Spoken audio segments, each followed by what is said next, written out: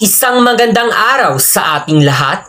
Ako po si Jerian Tamya Taborada, 19 na taong gulang at kasalukuyang nag-aaral sa pamantasan ng lungsod ng Cotabato na may kursong Bachelor of Secondary Education, Major in English.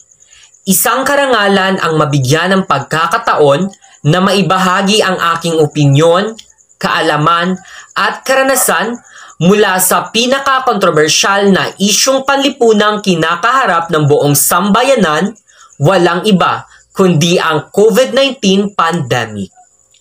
Ako'y lubos na umaasa na ang talumpating ito ay magsilbing instrumento na siyang magbibigay ng inspirasyon sa pagkakaisa ng buong sangkatauhan sa pagwawakas ng pandemya upang makamtan ang magandang kinabukasan.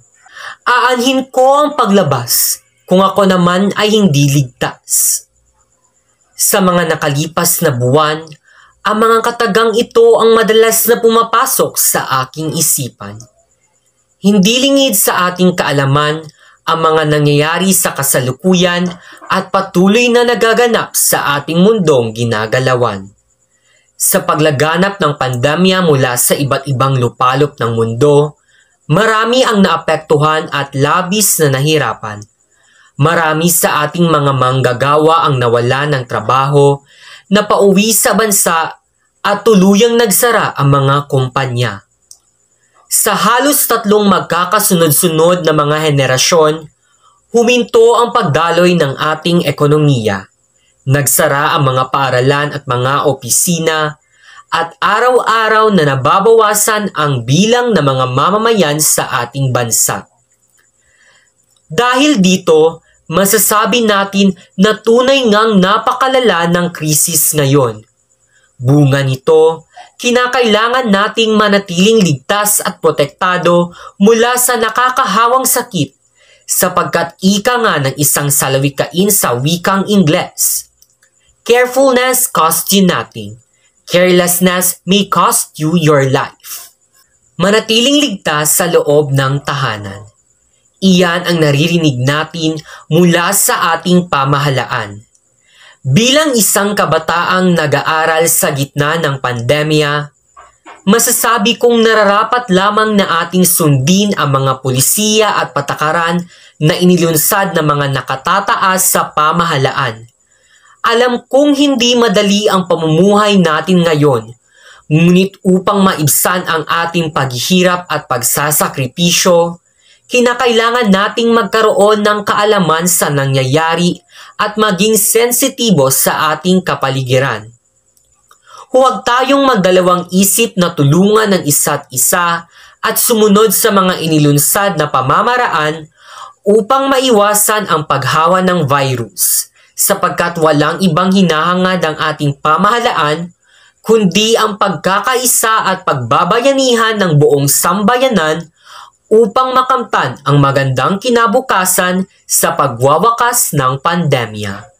Ang paglutas sa suliraning ating kinakaharap sa kasalukuyang panahon ay nangangailangan ng maraming kamay. Hindi isa, hindi dalawa, kundi iilang kamay sa abot ng makakaya. Sa katotohanan, ang bawat individual ay mayroong mahalagang bahaging ginagampanan sa pagwawakas ng pandemya. Bilang isang individual na nagnanais makatulong kahit sa simpleng pamamaraan lamang, ang pagsuot ng pansariling pamproteksyong kagamitan katulad ng medical mask, face shields, hand gloves at iba pa ay malaking tulong na. Ang palagiang paghugas ng kamay at katawan ay nakababawas sa tsansang mahawaan ng virus na siyang malaking ginhawa para sa ating mga frontliners. Ang pagsasanay sa sarili ng social distancing ay isa ring tulong na maaari nating gawin, hindi lamang para sa ating sariling kapakanan, kundi maging sa kabutihan at kaligtasan ng mga mamamayan. Kung ikaw naman ay mayroong kakayahang makatulong pagdating sa pinansyal, lalong-lalo na sa mga taong walang-wala at kapos sa pera ngayong pandemya, huwag mag-atubiling magbigay ng tulong. idagdag pa natin ang tulong na maibibigay sa pamamagitan ng paggamit ng mga makabagong teknolohiya. Maaari natin gamitin ang mga platapormang ito sa pagbabahagi ng mga mahahalagang impormasyon tungkol sa pandemya upang magbigay ng mga kaalaman sa mga mamamayan. Sa mga ganitong paraan, kahit malaki man o maliit lamang, ikaw ay nakatutulong kahit na sa kapanahunan ng pandemya.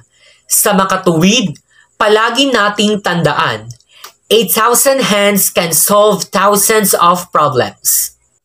Bata man o matanda, mayaman man o dukha, walang pinipiling tao ang pandemya.